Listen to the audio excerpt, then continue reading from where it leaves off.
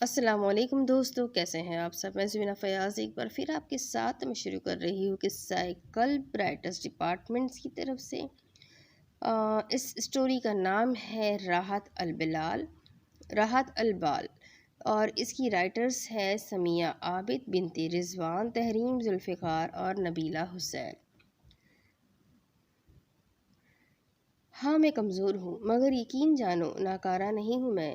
کیوں نہیں سمجھتا یہ زمانہ، ایک ننھا سا دل رکھتی ہوں میں۔ کیوں مجھے ہر انسان میرے شہزادے بھائی کی طرح ٹریٹ نہیں کرتا؟ کیوں کرتے ہیں نفرت مجھ سے؟ کیا وہ نہیں جانتے میں بھی ہوں اشرف المخلوقات؟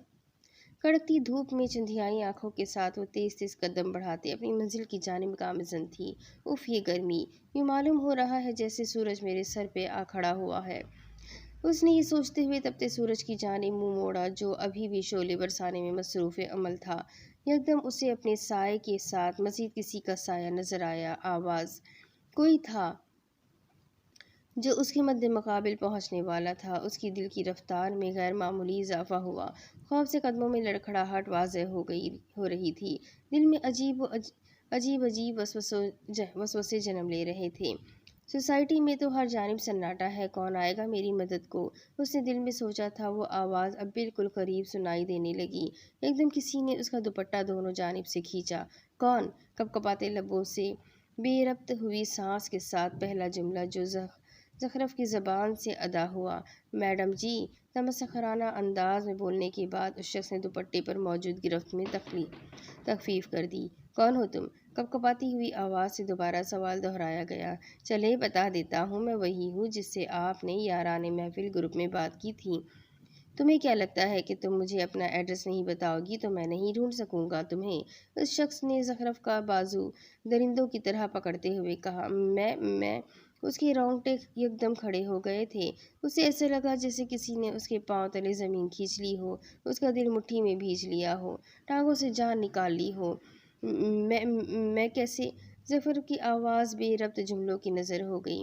کیا کوئی مسئلہ ہے؟ ایک دم سیکیورٹی چیک کرنے کے لیے 2 گارڈز آ گئے، مگر اس سے پہلے ہی وہ وہاں سے غائب ہو چکا تھا۔ میڈم ماہی، میں ضرور آؤں گا دوبارہ، اس شخص نے جاتے ہوئے دھمکی دی، جبکہ اس کا دل و دماغ تو ابھی تک اس بات سے نہیں نکل پا رہا تھا کہ اس نے کسی لڑکے سے بات کی، جبکہ وہ تو جس جگہ پر لڑکے ہوں اس جگہ اونچی آواز میں بولتی بھی نہیں کہ کسی نامحرم کے کانوں میں اس کی آواز نہ چلی جائے۔ پھر وہ کیسے کسی لڑکے سے بات کر سکتی ہے؟ اس کی آنکھوں سے بہنے والے آنسو اس کے چہرے کو سرخ کر چکے تھے۔ ڈگمگاتے قدموں، بوجھل دماغ اور بے جان جسم کے ساتھ زخرف گھر پہنچی تو گھر میں ملازمہ کے علاوہ کوئی بھی نہیں تھا۔ اپنے کمرے میں جاتے ہی اس نے بیگ ایک جانب پھینک دیا اور خود دروازے کے ساتھ ٹیک لگا کر فرش پر بیٹھ گئی۔ گھنٹوں رونے کے بعد زخرف نے اپنا فون اٹھایا۔ ماما کالنگ کا لفظ پتہ نہیں کب سے جگمگا رہا تھا، پر اس کو نظر انداز کر دیا، لیکن ایک نام کے ساتھ کسی کا اسٹیٹس جگمگا رہا تھا۔ رابیل! زخرف نے نام دہرایا۔ تمہیں تمہارے رب نے نہ چھوڑا اور نہ مکروہ جانا، بیزار ہوا ہے، اور بے شک قریب ہے کہ تمہارا رب تمہیں اتنا دے گا کہ تم راضی ہو جاؤ گے۔ تھوڑی دیر قبل رکنے والے سا آنسو پھر کسی ریلے کی طرح دوبارہ بہنے لگے۔ رابیل کو کال کرتی ہوں، زخرف نے سرخ ہوتی آنکھوں کو ملتے ہوئے کہا۔ السلام علیکم چندا، ایک پرسکون آواز میں ڈھیر ساری اپنائیت کے ساتھ سلامتی بھیجی گئی۔ وعلیکم السلام رابیل۔ زخرف نے بات ادھوری چھوڑ دی اور رونے لگی۔ کیا ہوا ہے چندا، بتاؤ نا۔ میں اداس ہوں، بہت بہت زیادہ، زخرف نے اپنے آپ کو سنبھالتے ہوئے کہا۔ وجہ نہیں پوچھوں گی، لیکن تم رب تعالیٰ سے دعا مانگو، رابیل نے سمجھانے کی کوشش کی۔ دعا میری نہیں قبول ہوتی، زخرف نے مایوس ہوتے ہوئے جواب دیا اور کمرے کے وسط میں نصب شدہ ایک تصویر کو حسرتی نگاہوں سے دیکھنے لگی۔ کیوں چندا؟ بہت خلوص کے ساتھ سوال کیا گیا۔ میں اس شہزادے کی شہزادی ہوں جو اپنی شہزادی پر جان نثار کرتا تھا۔ آخری بار وہ میری فرمائش پر رات کو باہر گئے۔ زخرف کو ایک بار پھر لامتناہی سوچوں اور خیالات کے بھنور نے آ گھیرا۔ پھر؟ رابیل نے سسکیوں کی آواز سنتے ہوئے سوال کیا۔ اللہ نے مجھ سے ان کو چھین لیا، زخرف نے اٹھ کر اس تصویر پر ہاتھ پھیرتے ہوئے کہا۔ چندا، موت تو ہر کسی کو آنی ہے، مجھے بھی، آپ کو بھی۔ ہر انسان کو موت کا ذائقہ چکھنا ہے۔ ہم انسان اللہ سے وعدہ کر کے آئے ہیں اور اپنے وعدے کے مطابق ہمیں اس کے پاس ہی واپس لوٹ کر جانا ہے۔ وہ چھوڑ کر نہیں گئے، وہ ہمیشہ تمہارے ساتھ ہے اور انہیں ہرگز نہیں پسند کہ ان کی شہزادیوں سسکیوں اور ہچکیوں کے ساتھ روئے۔ کچھ زخم صدیوں بعد بھی تازہ رہتے ہیں۔ وقت کے پاس ہر زخم کا مرہم نہیں ہوتا۔ وہ کلاس سے باہر نکلی۔ آخری پیریڈ ختم ہو گیا تھا اور چھٹی ہو چکی تھی۔ گراؤنڈ میں اس کی کلاس فیلوز پکڑن پکڑائی کھیلنے لگی تھی۔ وہ بھی لپکی مگر رک گئی۔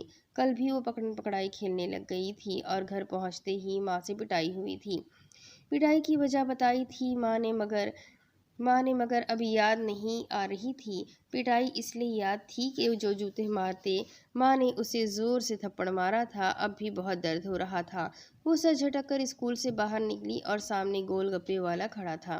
بھیا دے دو گپے۔ جتنے پیسے تھے بغیر گنے اسے پکڑا۔ یہ تو کم ہے جی۔ تو کم کے ہی دے دو۔ اس نے منہ بنایا۔ گول گپے والے بچے نے منہ بنایا اور چند گول گپے اس کے سامنے رکھ دیے۔ وہ ہر چیز سے بے نیاز ہو کر کھانے لگی۔ اس کی کلاس کی دو لڑکیاں نکلی اور اس کے پاس رک گئی۔ ان میں سے ایک شرارتی لڑکی بولی، زہرف یہ کیا کھا رہی ہو؟ وہ بھرے منہ کے ساتھ بولی، گپے۔ سب ہنسنے لگے۔ گول گپے زہرف، اور اپنی امی کو بتانا کہ سائنس کی میم نے ان کو کل بلایا ہے، تمہاری شکایت ہے۔ وہ ہنستے ہوئے چلی گئی۔ اتنے میں اسے لینے بھی آ گئے تھے۔ زہرف بھی راستے میں اڑتی پتنگیں دیکھتے اور ہت منظر کو اپنے آنکھوں میں سموئے ہوئے کھڑکی کے باہر دیکھ رہی تھی۔ گھر پہنچی تو 3 بجنے والے تھے۔ ہائے 3 بجے تو ٹیوشن والی آپی نے بلایا تھا۔ لاؤنج میں پہنچتے ہی اس نے آوازیں لگانی شروع کر دی تھی، امی امی میرے کپڑے دے دے، کل سائنس کی ٹیچر نے بلایا ہے آپ کو۔ امی اور آپی، سمیہ نے سر اٹھایا۔ پھر کوئی نیا کارنامہ سر انجام دے دیا ہوگا تم نے۔ وہ رونے والی ہو گئی۔ سمیہ آپی نے اسے دیکھا تو دل پگھل گیا۔ سنہری گوری رنگت دھوپ کی تمازت کی وجہ سے چمک رہی تھی۔ بڑی بڑی کالی گہری آنکھوں میں آنسو چمک رہے تھے۔ بھرے بھرے ہونٹ اور نازک سا سراپا وہ دل موہ لیتی تھی۔ اگر یہ ذرا سی ذہن کی کمزوری نہ ہوتی تو پپو کبھی منگنی نہ توڑتی۔ اب تو سب رشتے دار بھی جانتے تھے کہ اسے باتیں بھول جاتی تھی۔ اس کا دھیان بار بار دلوانا پڑتا تھا۔ زہرف روتے روتے اپنے کمرے میں چلی گئی تھی۔ اسے یہ سب سمجھ آتا تھا کہ وہ ذہنی طور پر کمزور ہے، اسی لیے کوئی اس سے بات نہیں کرنا چاہتا۔ سب اس کا مذاق اڑایا کرتے تھے، اسی لیے اس کی منگنی بھی ٹوٹ گئی۔ وہ 18 سال کی ہونے والی تھی مگر ذہنی کمزوری کی وجہ سے ابھی تک 10ویں جماعت میں تھی۔ مگر اس کی ماں کو تو اس سے پیار کرنا چاہیے تھا۔ اسے نہیں پتہ چلتا تھا کہ وہ غلطی کر رہی ہے۔ ماں کو یوں اسے مارنا تو نہیں چاہیے تھا، اس نے دل میں سوچا۔ زہرف کی پیدائش پر ہی اس کی پھوپھی نے اپنے بیٹے کے لیے اسے مانگ لیا تھا۔ بھائی بھی بہن کی محبت میں انکار نہ کر سکا۔ مگر جیسے ہی زہرف بڑی ہوتی گئی تو سب کو معلوم ہونے لگا کہ اسے کچھ یاد نہیں رہتا تو وہ ذہنی طور پر بیمار ہے۔ اتنی سی بات پر انہوں نے منگنی توڑ دی تھی۔ اس کے علاوہ باقی بچے بھی اس کے پاس نہیں آتے تھے۔ بابا ملک کے باہر ہوتے، مہینوں بعد ہی گھر آتے تھے۔ صرف ایک بھائی ہی تھا جو اپنی اس پیاری سی شہزادی سے بے لوث محبت کرتا تھا۔ اس کو ذرا سی چوٹ بھی آ جاتی تو گھر سر پر اٹھا لیتا۔ اس کی ماں بھی اس سے اکثر خفا رہتی۔ اس کی ذہنی کمزوری انہیں بہت بے چین رکھتی اور پھر اس کی یوں منگنی ٹوٹ جانا ان کی پریشانی میں مزید اضافہ کر دیتا۔ یوں وہ سارا غصہ اس پر اتارتی۔ بے وقت کی ڈانٹ مار پیٹ اسے اس کے شہزادے کے علاوہ کوئی پسند نہیں کرتا تھا۔ وہ تنہا تھی تو بس اس لیے کیونکہ اس میں کمی تھی۔ ہر انسان دوسرے انسان سے الگ اور مختلف ہوتا ہے۔ سب میں ایک جیسی خوبیاں نہیں پائی جاتی۔ سب میں الگ الگ صلاحیتیں پائی جاتی ہے۔ سب کو بنانے والی ذات ایک ہے۔ پھر لوگ کیسے دوسرے کو خود سے کمتر سمجھ لیتے ہیں؟ کیسے؟ لوگوں کی ایک بڑی ہی عجیب عادت ہوتی ہے کہ وہ لوگوں کو ایک نظر میں ہی جج کر لیتے ہیں۔ بعض لوگ کسی ایسے انسان کو دیکھ لے جو لوگوں کی نظر میں ظاہری اعتبار سے خوبصورت نہیں ہو تو اس پر طرح طرح کے نام رکھنے لگ جاتے ہیں، یہ سوچے بنا کہ اگلے بندے تک اگر یہ آپ کے الفاظ پہنچ گئے تو وہ کیا سوچے گا؟ وہ تو خود کو کمتر سمجھنے لگے گا۔ وہ آپ کی وجہ سے اپنے کانفیڈنس کھو دے گا۔ وہ انسان اگر اس نے آپ کی بات دل پر لے لی تو کیا کیا پتہ آپ کی وجہ سے وہ کسی ذہنی اذیت میں بھی مبتلا ہو سکتا ہے نا۔ سوچے کہ آپ کے ان الفاظ اور رویوں نے اس انسان کو کتنی تکلیف پہنچائی۔ سوچے اگر وہ اللہ کے آگے سجدے میں رو پڑا اور اللہ سے آپ کی شکایت کر دی تو کیا ہوگا۔ سورہ التین میں اللہ تعالیٰ نے 4 قسم کی چیزوں کی قسم کھا کر کہا کہ ہم نے انسان کو بہترین طریقے سے پیدا کیا۔ ترجمہ کہ ہم نے انسان کو بہترین سانچے میں ڈھال کر پیدا کیا ہے۔ سورہ التین آیت نمبر 4۔ پھر اس سے بڑی اور کیا دلیل ہوگی کہ ہر انسان پیارا ہے، ہر انسان میں کوئی نہ کوئی صلاحیت ضرور ہے۔ یہ تو ہماری نظر ہے جو لوگوں کی خوبصورتی اور بدصورتی کو جج کرنے میں لگ جاتی ہے۔ زہرف کی امی بھی اسے دوسروں سے کمتر سمجھتی تھی۔ وہ چاہتی تھی جیسے دوسروں کی بیٹیاں ہیں میری بھی ویسی ہی ہو، مگر ہر چیز ویسی نہیں ہوتی جیسی ہم انسان چاہتے ہیں۔ اگر ایسا ہونے لگا تو دنیا میں ایک فساد مچ جائے گا۔ زہرف کا بھائی امی کی ڈانٹ مار سے اسے بچا لیتا تھا۔ اس نے کبھی کسی کو اسے کچھ کہنے نہیں دیا۔ وہ اپنے دوستوں کے ساتھ گیا ہوا تھا جس کی وجہ سے انہوں نے اسے مارا بھی اور حد سے زیادہ ڈانٹ بھی دیا۔ وہ یہ ساری باتیں بیٹھی سوچ رہی تھی، ساتھ میں آنکھوں سے نکلتے گرم آنسو اس کے تکیے کو بھگو چکے تھے۔ اسے یاد آیا تھا ایک بار جب وہ اپنے تایا کے گھر سے آئی تھی تو السلام علیکم گھر میں داخل ہوتے ہی اس نے سلام کیا۔ وعلیکم السلام، تمہارے ٹیسٹ چل رہے تھے نا، کیا رزلٹ آ گیا؟ ماں نے اسے سامنے دیکھا، پہلا سوال یہی کیا۔ ماما یہ چیزیں تائی امی نے آپ کو دے دوں دی ہے کہ آپ کو دے دوں۔ وہ اپنی ماں کے سوال کا کچھ اور ہی جواب دے رہی تھی۔ تمہارے کمرے سے مجھے کچھ ملا ہے، وہ بھی اس کی ماں تھی۔ آپ سے کتنی دفعہ کہا ہے میرے کمرے میں نہ جایا کرے، وہ تھوڑا بگڑ کر بولی۔ فیل ہو گئی نا تم ٹیسٹ میں، ماں نے اطلاع ہونے کی خبر دی۔ ماما یہ صرف، وہ کچھ کہتی اس سے پہلے ہی اس کی بات کاٹی۔ پریشان کر کے رکھ دیا ہے تم نے، تمہیں کیوں سمجھ نہیں آتی ہماری بات، کیوں تم دل لگا کر نہیں پڑھتی؟ پہلے بھی تمہارے اتنے کم نمبر آئے تھے۔ تم نے ساجدہ کی بیٹی کو دیکھا کیسے وہ اپنے ماں باپ کا نام روشن کر رہی ہے؟ وہ بول بول کر تھک گئی تو صوفے پر بیٹھ گئی۔ وہ خاموشی سے ساری بات سن کر جانے لگی کیونکہ یہ پہلی بار نہیں تھا۔ وہ ہر دوسرے دن اپنی ماں کے منہ سے سارے کزنس کی تعریف سننے کی عادی تھی سوائے اپنے۔ تب انہوں نے پیچھے سے پکارا، میری میڈیسن نکال کر باقی کا سامان کچن میں لاؤ، ماں کہہ کر جانے لگی۔ ماں وہ تو، اس نے دانتوں میں زبان پھنسائی، بھول آئی، اللہ یہ لڑکی مجھے پاگل کر کے چھوڑے گی نہ اس کو گھرداری آتی ہے، نہ یہ پڑھائی میں اچھی ہے، نہ اس کو کوئی بات یاد رہتی ہے، میں کیا کروں اس کا۔ وہ خوف زدہ لگ رہی تھی۔ ماما میں مدد کر دوں آپ کی؟ اس نے زمانے بھر کی معصومیت چہرے پر سجائے سوال کیا۔ کوئی ضرورت نہیں ہے، جواب ماں کے بدلے اس کے کزن نے دیا تھا۔ تمہاری مدد سے کام ہونے کی بجائے بڑھ جاتا ہے، میں خود ہی کروا لوں گی آنی کے ساتھ اس نے بہت بیزاریت سے جواب دیا۔ جاؤ تم یہاں سے۔ وہ آنسوؤں کا گلا دباتے ہوئے وہاں سے اپنے کمرے میں آ گئی تھی۔ ہر جگہ سے ٹھکرائی وہ لڑکی ہر دن اندر ہی اندر مر جاتی اگر اس کا بھائی اور بہنوں جیسی دوست اس کے ساتھ نہ ہوتے۔ ان دونوں نے ہر موڑ پر اس کو گرنے سے پہلے تھاما تھا۔ جو لوگ عاجز ہوتے ہیں وہ کبھی بھی مخلوق خدا کو اپنی باتوں سے تکلیف نہیں پہنچاتے ہیں، بلکہ وہ حوصلہ افزائی کرتے ہیں، لوگوں کو تسلی دیتے ہیں، لوگوں کے غم میں برابر کے شریک ہوتے ہیں۔ اس کا بھائی اور دوست بھی ان لوگوں میں سے تھے۔ وقت کا کام ہے گزرنا، وہ گزرتا گیا۔ اس دورانی میں یہ تبدیلی آئی تھی کہ سب کچھ تو ٹھیک نہیں ہو سکا تھا، پر زہرف اب اچھے سے پڑھنے لگی تھی۔ اس کا بھائی اچھے ڈاکٹر سے اس کا علاج کروا رہا تھا۔ آج زہرف کے 2nd ایئر کے پیپر ختم ہو چکے تھے تو وہ ضد کر رہی تھی کہ باہر آئس کریم کھانے چلتے ہیں، مگر اذلان نہیں مانا کیونکہ رات کافی ہو چکی تھی اور حالات بھی ایسے نہیں تھے کہ ایسے باہر جاتے، مگر زہرف کے لیے وہ سب کرنے کو تیار رہتا تھا۔ میں اپنی شہزادی کے لیے ابھی لاتا ہوں، پر میری ایک بات مانے گی نا بھائی کی شہزادی؟ اس نے بچوں کی طرح سر ہاں میں ہلایا۔ شہزادی بھائی ہر جگہ آپ کے ساتھ نہیں ہو سکتے، تو آپ ایک بات یاد رکھنا، نامحرم وہ سانپ ہے جو تمہارا پیچھا قبر تک نہیں چھوڑتا۔ کبھی کسی نامحرم سے نہیں ملنا، نہ اس سے بات کرنا۔ دنیا میں سب سے زیادہ ناقابل اعتبار ذات نامحرم مرد کی ہے۔ بڑے طریقے جانتا ہے یہ برباد کرنے کے، پہلے پیچھے بھاگے گا، محبت کے دعوے کرے گا، وقت گزارے گا اور وقت کے ساتھ گزر جائے گا۔ यकीन पाने के बाद तुम्हें तोड़ेगा, तुमसे तुम्हारा गुरूर छीनेगा, तुम्हारी रूह पे गहरी ज़र्ब लगाएगा, रूह जख्मी करेगा और फिर मरहम रखने का नाटक।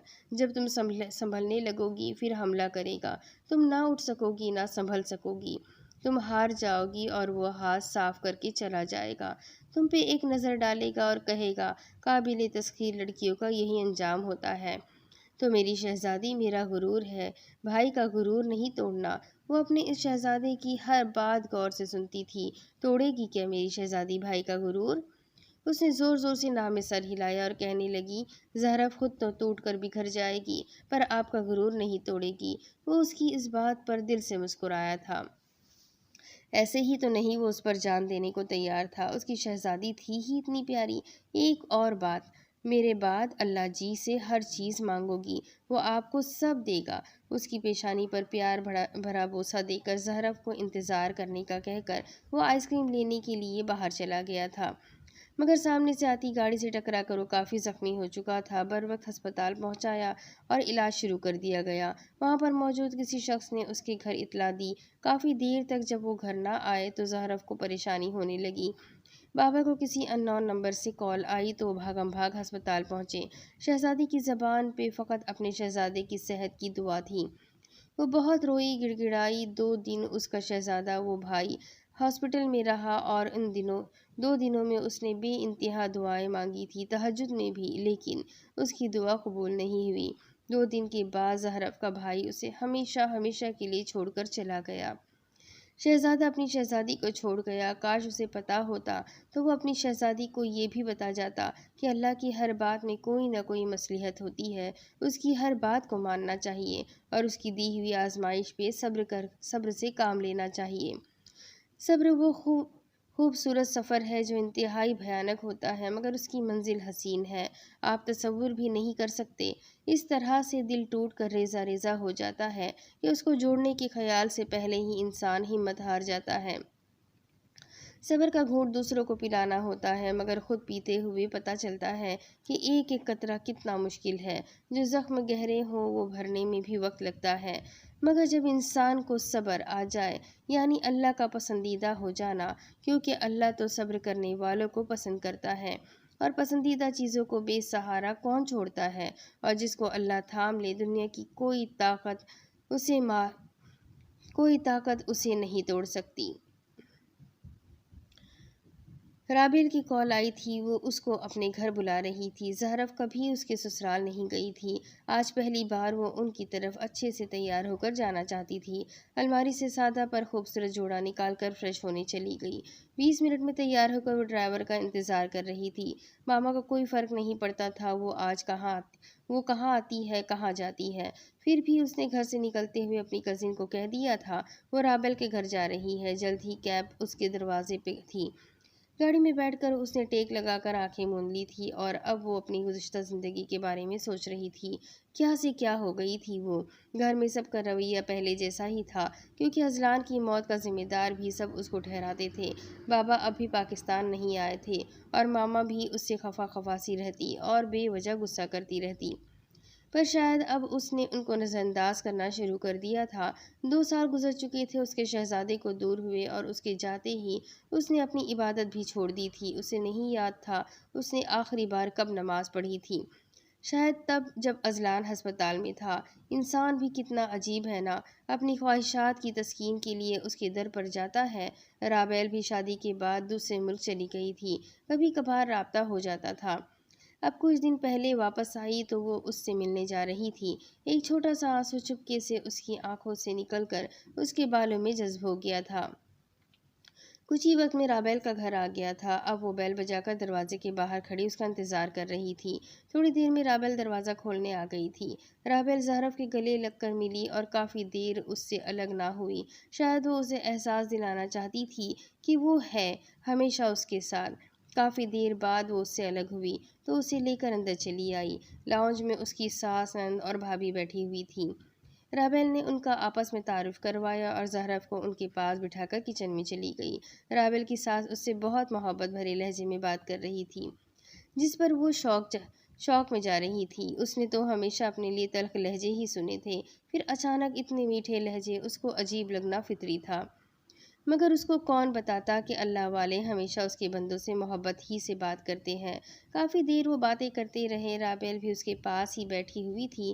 خوشگوار ماحول میں کھانا کھایا گیا۔ بعد میں رابل اس کو اپنے کمرے میں لے آئی اور اپنے سامنے بٹھا لیا۔ ہاں جی تو چندا کیسا لگ رہا ہے؟ مجھے کیسا لگنا، تمہارے سسرال والے کتنے عجیب ہے، کیسے اتنے میٹھے لہجے میں بات کر رہے تھے۔ اس کی بات سنتے ہی وہ ہنسنے لگی تھی۔ کیا کچھ غلط کہہ دیا میں نے؟ اسے شرمندگی ہوئی۔ ارے نہیں، بس تمہاری بات سن کر ہنسی آ گئی چندا، میرے سسرال والے عجیب نہیں ہے، وہ ایسے ہی ہے، سب سے محبت سے ملتے ہیں۔ اچھا، یہ سب چھوڑو، یہ بتاؤ اس دن رو کیوں رہی تھی؟ زہرف نے اسے سب بتایا جو اس دن ہوا تھا۔ رابل میں نے اس سے کبھی بات نہیں کی، میں تو اسے جانتی بھی نہیں تھی، مجھے نہیں پتا وہ کون تھا، پر اس نے مجھے پکڑا اور ادھر سے کسی چھوٹے بچوں کی طرح وہ اسے سب کچھ بتا رہی تھی۔ میں جانتی ہوں زہرف، تم نے اس سے بات نہیں کی، اور جیسے تم نے بتایا اس نے کسی اور لڑکی کا نام لیا تو صاف پتہ چل رہا ہے اسے بھی غلط فہمی ہوئی تھی، اس لیے تم ٹینشن نہیں لو اور بالکل چپ ہو جاؤ، مجھے روتے ہوئے تم بالکل بھی اچھی نہیں لگ رہی۔ آخری بات اس نے مذاق میں کہی تھی۔ اوکے ٹھیک ہے، جیسا تم کہو، آگے کی کیا پلان ہے؟ کچھ سوچا ہی نہیں؟ اچھا آ جاؤ نماز پڑھتے ہیں، اذان ہو گئی ہے۔ نہیں تم پڑھو۔ ایسے کیسے؟ اٹھو تم بھی، آ جاؤ۔ شاباش، مجھے نماز نہیں آتی، بھول گئی ہوں۔ تو کوئی بات نہیں، میں ہوں نا، دیکھو انسان پر لاکھ پریشانی آ جائے اسے اللہ سے دور نہیں ہونا چاہیے۔ سوچو تم ان معمولی باتوں پر اس سے ناراض ہو جاتے ہو، کبھی سوچا ہے اگر وہ تم سے ناراض ہو گیا تو کیا رہ جائے گا تمہارے پاس؟ اس لیے کبھی بھی اللہ سے دور مت ہونا۔ زہرف اب آؤ نماز پڑھیں۔ ان دونوں نے نماز ادا کی، پھر کافی دیر گپ شپ کے بعد ان سے دوبارہ آنے کا وعدہ کر کے وہ واپس گھر آ گئی تھی۔ اسے رابل کا سسرال پہلے تو بہت عجیب لگا، پر ان کے ساتھ بیٹھ کر اسے اچھا لگنے لگا تھا۔ وہ اب ہفتے میں ایک بار اس کی طرف چکر لگا لیا کرتی تھی۔ رابل کی ساس اسے بہت سی اسلامی باتیں بتاتی، اسے بھی اب یہ باتیں سکون دینے لگی تھی، وہ اب نماز بھی پڑھنے لگی تھی۔ ایک دن رابل، اس کی ساس، زہرف سب بیٹھے تھے تو اس کی طبیعت خراب ہونے لگی۔ اچانک چکرا کر وہ رابل کی گود میں گر گئی۔ یہ سب اتنی اچانک ہوا کہ رابل بھی گھبرا گئی۔ کیا ہوا ہے زہرف بچے؟ رابل کی ساس پریشانی سے اس کی طرف لپکی تھی۔ رابل کے تو اعضاء اوسا ہو گئے تھے کہ اچانک ہوا کیا ہے، یہ بے ہوش ہو گئی ہے امی، رابل کی بھابھی نے بتایا۔ رابل کی ساس اس کے گال تھپک رہی تھی، وہ حیرانی اور پریشانی کے ملے جلے تاثرات لیے رونے کے قریب تھی۔ انہیں سمجھ نہیں آ رہا تھا اسے اچانک ہوا کیا ہے۔ انہوں نے اس کے منہ پر پانی کے چھینٹے مارے۔ کافی دیر بعد جب اسے ہوش آیا تو ان کے رکے ہوئے سانس بحال ہوئے۔ رابل اس کے گلے لگ کر رونے لگ گئی تھی، وہ مردہ جسم کی طرح اس کے ساتھ لگی ہوئی تھی۔ زہرف بتانا چاہتی تھی کہ یہ پہلی بار نہیں ہوا، وہ ایسے ہی اکثر بے ہوش ہو جایا کرتی تھی، اس کے پورے جسم میں درد رہتا تھا، کبھی کبھار تو درد کی شدت اتنی زیادہ ہو جاتی تھی کہ وہ برداشت نہیں کر پاتی تھی۔ کس کو بتاتی وہ؟ کون تھا اس کی سننے والا؟ کوئی بھی نہیں۔ وہ گھر جانا چاہتی تھی، اس نے رابل کو کہا۔ رابل نے اپنی ساس سے اجازت لی تاکہ وہ خود اسے اس کے گھر چھوڑ کر آئے۔ ہاں جاؤ بچے، اسے گھر چھوڑاؤ، اور ہاں صوبان کو ساتھ لے جاؤ۔ اکیلی کیسے جاؤ گی؟ انہوں نے اپنے چھوٹے بیٹے کا نام لیا۔ نہیں، اس کی ضرورت نہیں آنٹی، وہ میں…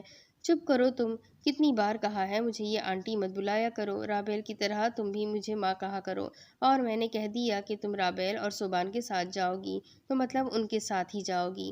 جی آنٹی۔ زہرف جی میرا مطلب ماں، میں رابل کے ساتھ ہی چلی جاتی ہوں۔ اس کی آواز میں عجیب کا کرب تھا، شاید درد بڑھتا جا رہا تھا۔ ہاں جاؤ، اللہ کے امان میں۔ انہوں نے محبت سے اسے اپنے ساتھ لگایا اور وہ دونوں باہر چلی گئی، جہاں صوبان پہلے سے ہی ان کا گاڑی میں انتظار کر رہا تھا۔ رابل اس کے ساتھ پچھلی سیٹ پر بیٹھ گئی تھی۔ ان کے بیٹھتے ہی گاڑی اپنی منزل کی طرف رواں دواں ہو گئی۔ سارا راستہ خاموشی سے کٹا تھا۔ صوبان کی نظر بار بار ان جھیل جیسی آنکھوں کی طرف جا رہی تھی۔ ان آنکھوں میں کچھ تھا جو اسے اپنا آپ ان میں ڈوبتا ہوا محسوس ہو رہا تھا۔ گاڑی گھر کے سامنے روکی تو زہرف گاڑی سے نکلنے لگی۔ اسے پھر سے چکر آیا جس پر اس نے اپنے دونوں ہاتھ سر پر رکھ لیے تھے۔ صوبان جو اس کو ہی مرر سے دیکھ رہا تھا، اسے سر پکڑتے دیکھ اچانک بول پڑا، کیا آپ ٹھیک ہیں؟ رابل جو دوسری طرف سے نکل کر اس سائیڈ پر آئی تھی، اس کی آواز پر چونکی۔ کیوں، کیا ہوا؟ پتہ نہیں، شاید ان کی طبیعت ٹھیک نہیں ہے، کندھے اچکاتے ہوئے جواب دیا گیا۔ زہرف چندا ٹھیک ہو تم؟ صوبان تم ادھر ویٹ کرو، میں آئی بس تھوڑی دیر میں۔ جی جلدی آئیے گا۔ گھر میں کوئی نہیں تھا، شاید اس کی ماما کہیں گئی ہوئی تھی اور ہر وقت گھر میں وہ موجود رہنے والی اس کی کزن بھی اپنے گھر چلی ہی گئی تھی۔ رابعہ زہرف کو اپنا خیال رکھنے کی تاکید کر کے گھر کے لیے واپس چلی گئی تھی۔ رابعہ کے جاتے ہی وہ بیڈ پر لیٹ گئی تھی۔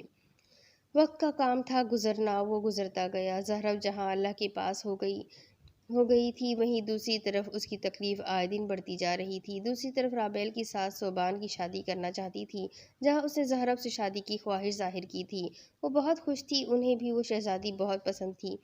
رابعہ کی ساس نے زہرف کا رشتہ اس کے گھر والوں سے مانگا تو انہوں نے بھی حامی بھر دی۔ دونوں گھروں میں شادی کی تیاریاں کی جا رہی تھی۔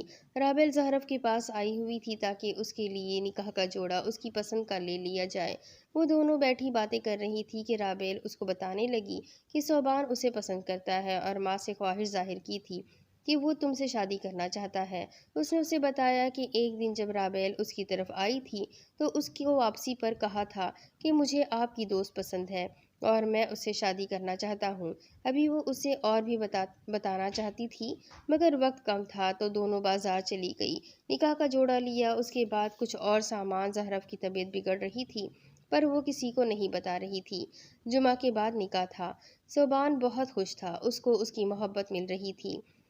آج ان دونوں کا نکاح تھا۔ زہرف کے گھر میں سب بہت خوش تھے، لڑکے والوں کی آمد ہو چکی تھی۔ رابعہ نے سفید جوڑا پہنا ہوا تھا، ہاتھوں میں گجرے، وہ بہت خوبصورت لگ رہی تھی۔ پتہ نہیں آج اس کے چہرے پر عجیب سی چمک تھی جس کو سب نکاح کی خوشی کا نام دے رہے تھے، پر کون جانتا تھا آگے کیا ہونے والا ہے۔ نکاح کا وقت آ ٹھہرا تھا۔ زہرف کی ایک طرف سے اس کے بابا بیٹھے ہوئے تھے اور ایک طرف اس کی ماما۔ مولوی صاحب لڑکی سے قبولیت لے کر جا چکے تھے۔ ہر کوئی خوش تھا۔ رابعہ زہرف کے ساتھ بیٹھی اسے تنگ کر رہی تھی۔ وہ بہت خوش تھی، اس کی دوست اب ہمیشہ اس کے ساتھ رہے گی۔ سب لڑکے کی طرف چلے گئے تھے۔ زہرف اٹھ کر اپنے شہزادے کی تصویر کے پاس کھڑی ہو گئی تھی۔ بھابی دیکھیں، آج آپ کی شہزادی دلہن بنی کھڑی ہے۔ بھائی دیکھیں، آج آپ کی شہزادی دلہن بنی کھڑی ہے۔ آج اس کو لینے کوئی اور شہزادہ آیا ہے، وہ جس کو اللہ نے پہلے ہی میرے لیے چن لیا تھا۔ دیکھیں، آج آپ کی شہزادی کو سب اس کے ساتھ رخصت کرنے لگے۔ وہ روتے ہوئے سب کہہ رہی تھی، دل کی تکلیف بڑھ رہی تھی۔ شاید یہ تکلیف ساری تکلیفوں سے چھٹکارا دلانے والی تھی۔ دوسری طرف نکاح قبول کر لیا گیا تھا۔ سب لوگ ایک دوسرے کو مبارکباد دے رہے تھے۔ آج ایک اور رشتہ قائم ہوا تھا۔ سب لڑکیاں زہرف کو لینے اس کے کمرے میں جا رہی تھی۔ صوبان خوش تھا، اسے اس کی محبت مل گئی تھی۔ زہرف کار میں بیٹھی ہوئی تھی، اس کی زبان پر اللہ کا کلام تھا۔ روتے روتے اس کا سانس اکھڑنا شروع ہو گیا تھا۔ اچانک ہی وہ بے ہوش ہو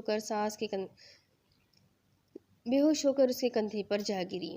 اب 1 سال بعد وقت کا کام ہے گزر جانا، اور بھلا کہاں کسی کے لیے وہ رکتا ہے۔ وہ لیٹی ہوئی تھی، اس کا سر ماما کی گود میں تھا۔ آج بھی وہ بہت کچھ بھول جایا کرتی تھی مگر اس کی یہ کمی اسے کسی کی نظروں میں کمتر نہیں بناتی تھی، کیونکہ اس کا شہزادہ اس کے ساتھ تھا۔ صوبان اسے بہت محبت سے ٹریٹ کرتا تھا۔ شادی والے دن جب وہ بے ہوش ہو کر ہاسپٹل میں ایڈمٹ رہی، اس کے دماغ میں موجود رسولی نکالی گئی۔ تب بھی صوبان نے دن رات اس کا خیال رکھا۔ جو رشتے اس سے نفرت کرتے تھے وہ اسے صوبان کے ساتھ دیکھ کر اس کی قسمت پر رشک کر رہے تھے۔ اس کے دماغ میں رسولی تھی۔ جب اس کی ماما کو پتہ چلا، وہ روتی ہوئی اس سے ملی تھی۔